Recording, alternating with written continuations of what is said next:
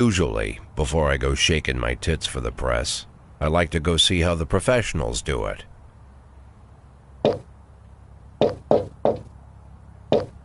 Some might say the chief of police has no business in an institution like this, but in fact it's the quietest and safest place in town. You won't run into any reporters, nobody gets into any fights, nobody drinks too much, nobody even raises.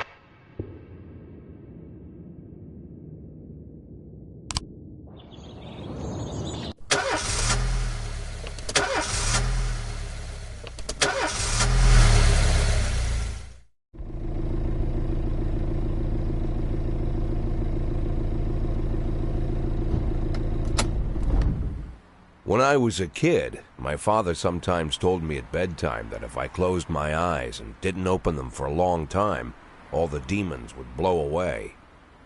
Yesterday I turned 60, but I still take his advice. Not because I'm sentimental or want to keep the memory of my father alive. I just can't think of a better solution. To get away from all the demons that haunt Freeburg, I'd need to wear a blindfold 24/7. Plus, it's a good idea to act blind when talking to reporters. At least that's what my colleagues say. They're afraid of press conferences.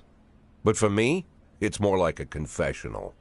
No matter what lies you tell, you're privately thinking the honest answers. It helps me remember who I am. The fact that I'll be reading all about it in the papers tomorrow is a small price to pay. Call it penance for the preacher.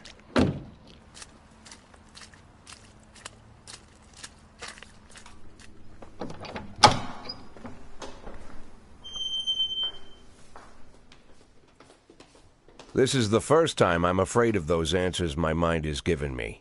Not because I'm mad I'm losing my job. Though it's true, I'm mad as hell.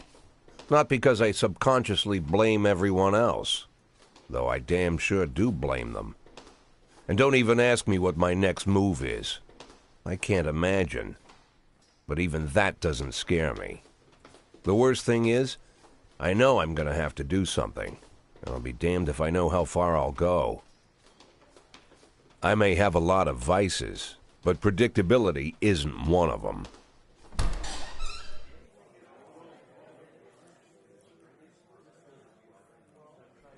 I learned a long time ago how to drive away the swarming demons. But what do you do when they're trying to rip your soul from your skin? Shutting my eyes tight as I can. The best solution remains the same: play blind. I just hope the reporters think I was blinded by the camera flash.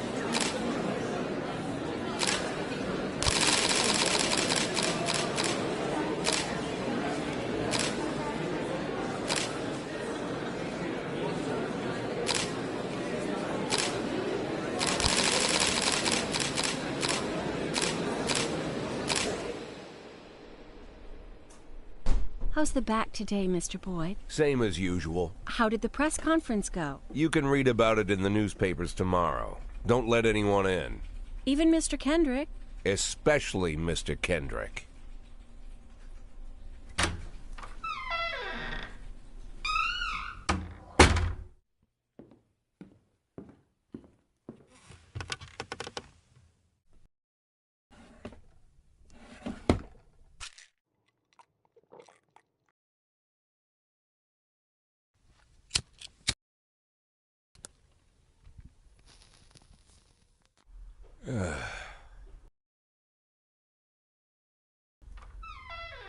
As soon as I heard the door creak, I knew what face I'd see. When I tell Emma not to let anyone in, there's only one man it could be. Rude, arrogant, no warning. That's Mayor Rogers in a nutshell. White summer shoes, white socks, white shorts, white polo shirt, and the white smile of a hungry shark. Mayor Rogers enters every room like he owns the place. Even the floorboards under his feet sound like they're creaking an apology. He never shied away from the odd corruption scheme. It's like the devil walks behind him. In the movies, the villains controlling the city play golf with the judges. Rogers plays tennis with them instead. That's about the only difference. Jack, I was hoping to catch you after the press conference. You ran away so quick. There's no smoking at City Hall. No reason for me to hang around. Well, this morning I signed a ban on smoking in all public buildings. Soon you won't be able to smoke here either. Soon enough I won't be here at all. That's what I wanted to talk to you about. The people of this city like you, Jack. The police chief of all people.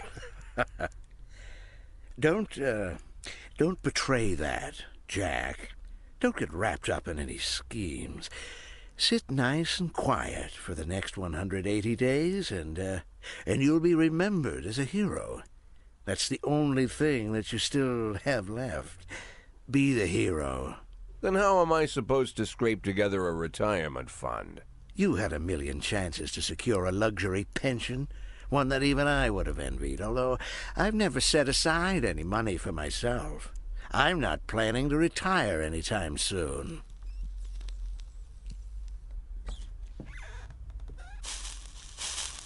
"180 days of quiet, Jack. That's all I need. I don't have any problems with you, and you won't have any problems with me. I have a new assistant, Troy Starr. If you have something to tell me, call him. But try not to bother him. He's a busy man." I'll do my best. "And quit smoking up the office. One of my friends will be using it soon."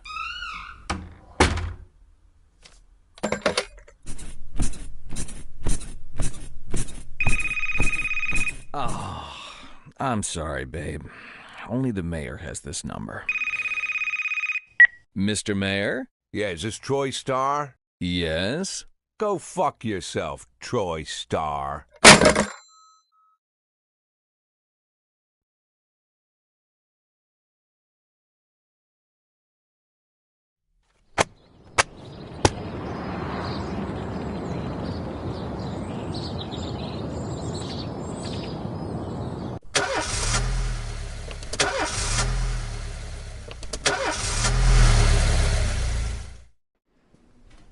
Cops don't use the police station cafeteria anymore. There's some kind of stigma against sitting shoulder to shoulder with your partners. Everybody just takes snacks from the machines or grabs a meal and hammers it down in the corner like a vulture on a corpse. The main thing? Don't look into anyone's eyes. Could be construed as an invitation to sit together. The only people eating here are ghosts.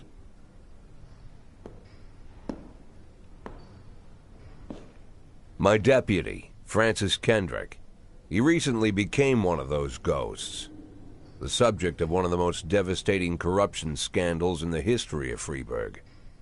No evidence to support the accusations, but everyone knows Kendrick's days are numbered. I need that file I asked for. Needs to be ready tonight. Francis didn't say anything, but I understood. Ghosts aren't supposed to talk.